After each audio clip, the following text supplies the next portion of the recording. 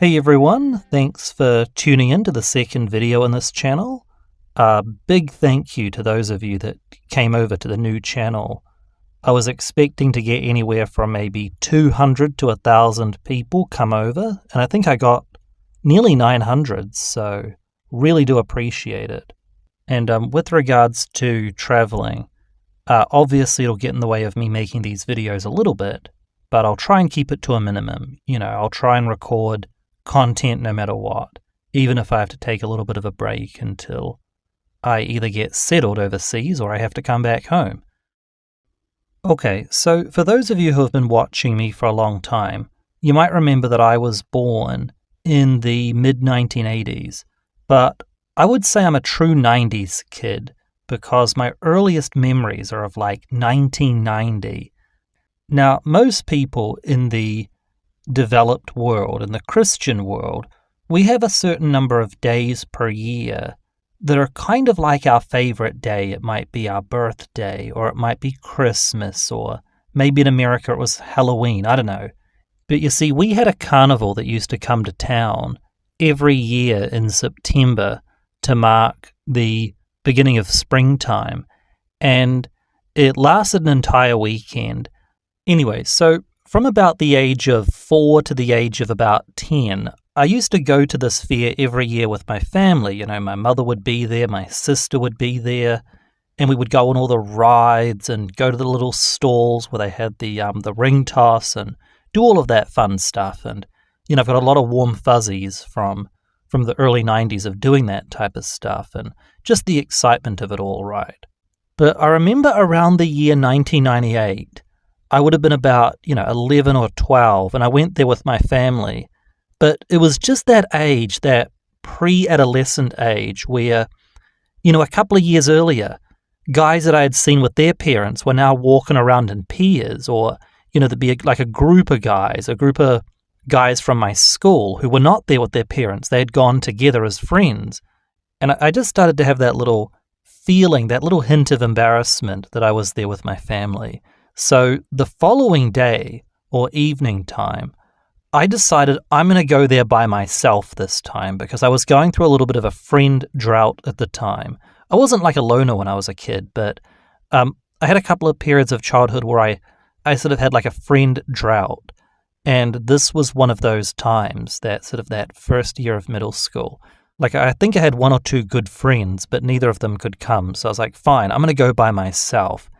So I was staying at my grandmother's place that weekend, and she gave me $50 to go to this fair, which was quite a bit of money in those days. And I could spend it on whatever I wanted, because each of the rides costed like $1.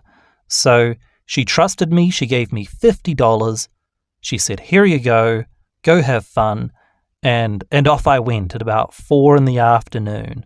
Now, as nostalgic as I may be for these old 20th century traveling carnivals, there was a kind of underlying sleaziness to them. There was a kind of tackiness that was always there. I remember many years ago there was an episode of The Simpsons. I think it's called like Bart the Carny or something, but that episode really encapsulates the vibe of those carnivals back in the day. Anyway, so I'm all excited. I leave in the late afternoon, and I get to the fairground just after dark, just as the place is starting to take off. And the very first thing I do is to go and check out the games, because they have these little tents, these little stalls, these traditional kind of fairground games that we used to peruse before we would go on the rides. And the very first one I went to, $50 in my pocket, the very first one I went to was this guy who practically beckoned me to come over, and he offered me a go at his game. So he beckons me over to his tent, and it's a game very similar to ring toss, where we'll just, I don't remember if they were rings, but we'll just call it ring toss for the purpose of this video. It was one of those throwing games. So he hands me these 3 rings, and he says it's $2, and I'll assume that most of you know how ring toss works. So I had a go, and I think the third one that I did came very close, but it landed on top of the item, but then bounced off. And he sort of gave me a little sly smile, and he's like, oh, too bad, but how about another go? So after my first go, he then offered me another turn, but this time he said, if you pay me $5, I'll give you five rings. So this time you've got a bigger canvas to win something.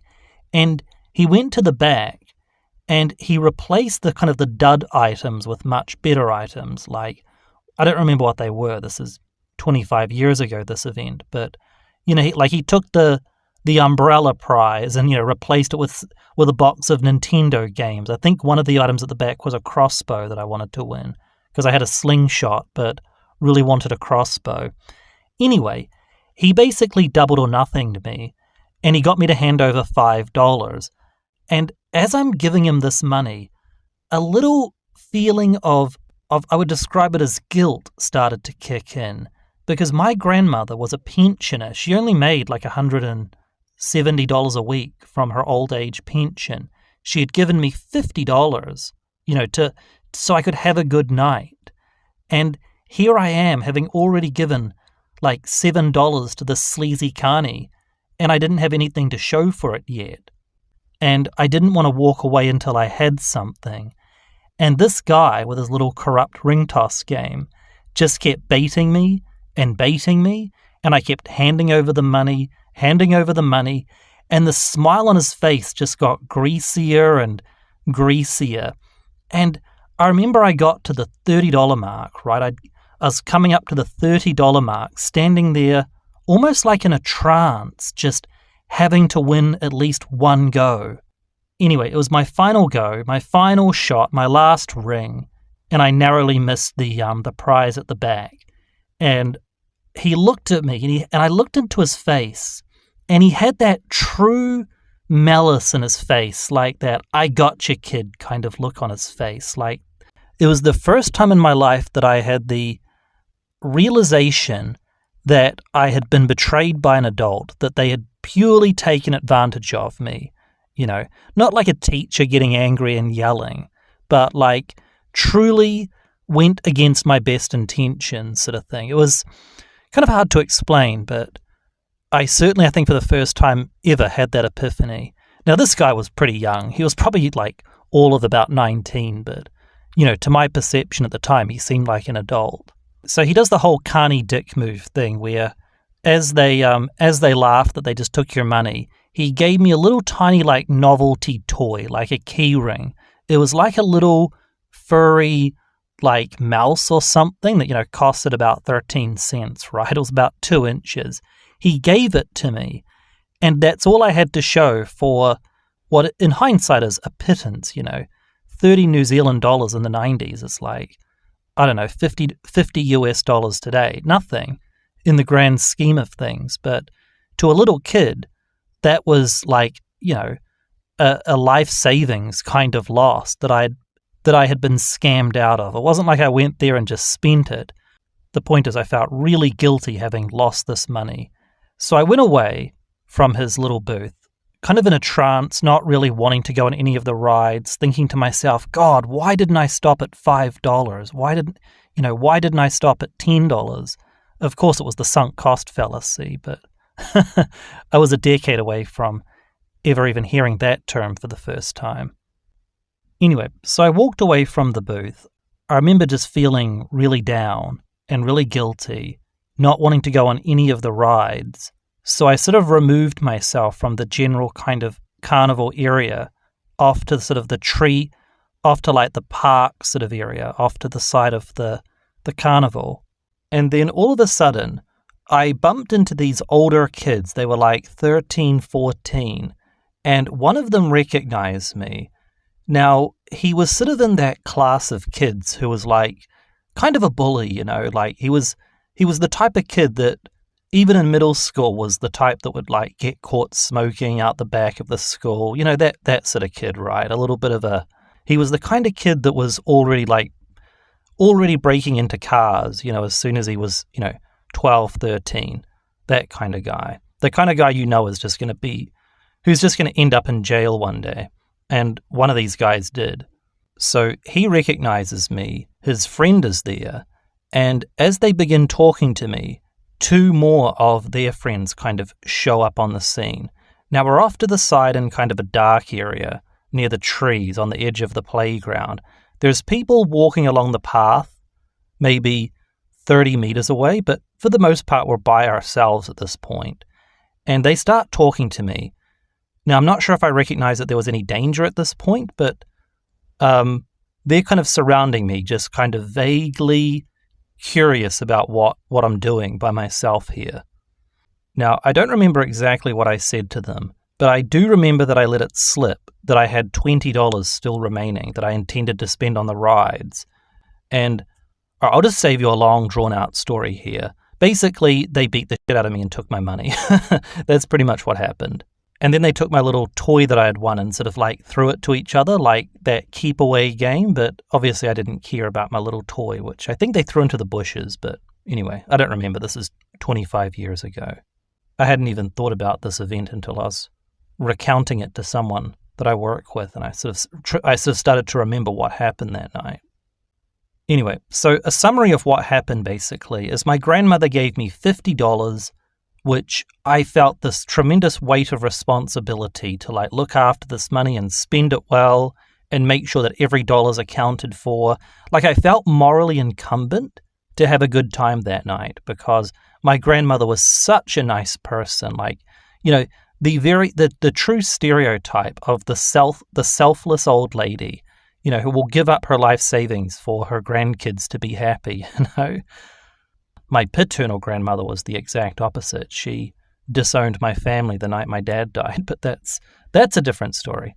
Anyway, so my maternal grandmother is just such a sweet old lady, and I ended up going home with a very bloody nose, probably broken.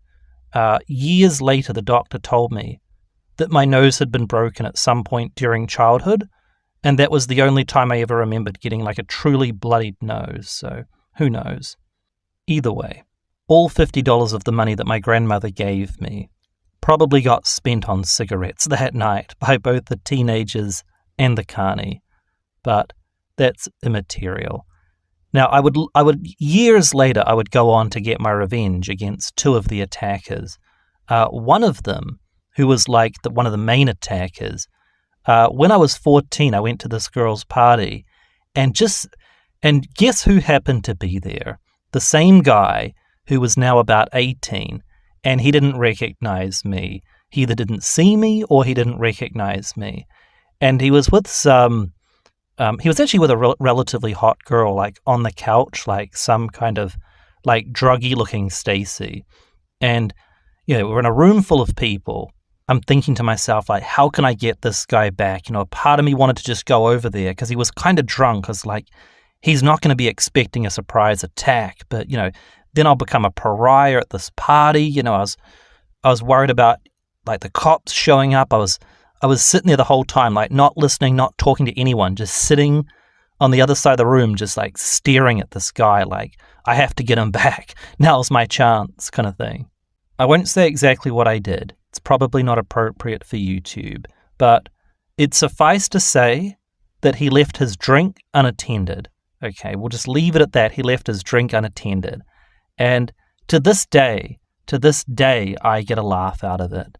And one of the other guys, the one that approached me, he ended up getting his comeuppance in the end anyway, because he ended up getting sentenced to like 6 years in Otago prison for like some attack that he committed or something, some kind of like stolen car home invasion. I read about it in the ODT, but whatever. Now, I know for those of you that grew up in like the ghetto, this is not a brutal story by any stretch of the imagination, you know. Those of you that had to deal with gangs and all sorts of stuff when you were growing up, I know that this is not, by comparison, that brutal of a story. But it was brutal for me, but more so it was poignant for me, because years later I used to see those Tony Robbins infomercials on TV, and I remember the smile that he used to give in those infomercials was the same smile that the carny had given me. It was that false smile. It was that smile that night at the carnival had taught me was I want something from you kind of smile. It was not genuine. It was disingenuous kind of a smile. And I would sit there, I would have been about 15, 16, and I would look at these Tony Robbins infomercials. Now, Tony Robbins, compared to some of these modern grifters, wasn't even that bad. But I would listen to his little speeches, and the crowd would be cheering, and he'd be talking about how to make millions of dollars at real estate and whatever. And I just remember looking at him and seeing the carny, like I saw the carny in his face, and I was like, as good as what he is saying sounds, if I was an adult, I would not buy a Tony Robbins course because I got that same vibe from him.